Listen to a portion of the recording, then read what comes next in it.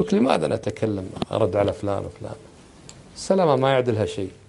تدري ما شاء الله محبوب عند الكل، رقم واحد ينقسم على جميع الأعداد. ليش؟ لأنه ما يرد على أحد. ما يرد على أحد، فمحبوب تجده ما شاء الله. لكن هل هذا دين الله عز وجل؟ الله رد وقالوا اتخذ الله ولده، سبحانه.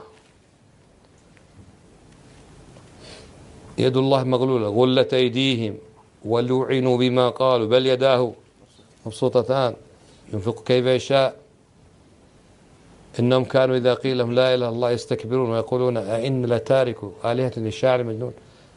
قال جل وعلا رد عليهم قال بل جاء بالحق وصدق المرسلين وما أنت بنعمة ربك بمجنون. في ردود،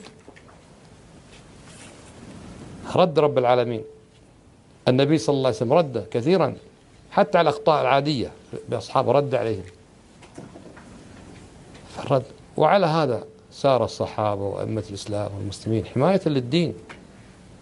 كل واحد يقول أنا أسكت عشان أصير محبوب عند الجميع، وعشان يسجلونه في جميع اللجان، وعشان يأخذ بعثات، وعشان يأخذ يترقى، وعشان هذا كله يعني ترك شيء قدرا كبيرا من الدين من أجل الدنيا.